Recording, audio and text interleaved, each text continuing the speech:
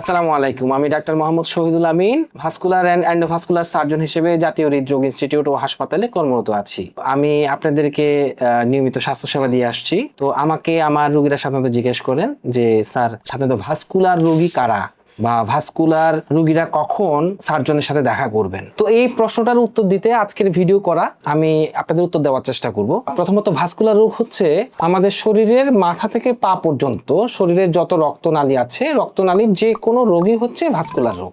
আপনি কখন একজন ভাস্কুলার সার্জনের শরণাপন্ন হবেন? যদি পায়ের রক্তনালী আঁকাবাঁকা এবং ফুলে যায়, দাঁড়ালে রক্তনালী তার স্বাভাবিকের তুলনায় ফুলে যায়, কিংবা দীর্ঘদিন থাকার কারণে ভেরিকোজ ভেইন পায়ে কোনো ধরনের ক্ষত সৃষ্টি হলে, হাঁটলে পায়ে ব্যথা করে, দাঁড়ালে বা রেস্ট নিলে পায়ের ব্যথা চলে যায়। এছাড়াও পায়ের অনেক ধরনের উপসর্গ আছে যেটা আমরা কমনলি সব জায়গায় পাই, ঢাকা এবং প্রান্তিক অঞ্চলে, যেমন পা ঠান্ডা হয়ে যাওয়া, কিংবা হুট করে পা ফুলে যাওয়া, কিংবা পায়ের বর্ণ চেঞ্জ হয়ে যাওয়া, কালার চেঞ্জ হয়ে যাওয়া। পায়ের কালার কালো হয়ে যেতে পারে, মনে হতে পারে যে পায়ের আঙ্গুল নষ্ট হয়ে যাচ্ছে, কিংবা ডায়াবেটিক ফুট বা ডায়াবেটিস আক্রান্ত রোগীর পায়ের ক্ষত সহজে শুকাচ্ছে না, এমন যদি হয় সেটাও ভাস্কুলার সার্জন চিকিৎসা করবেন।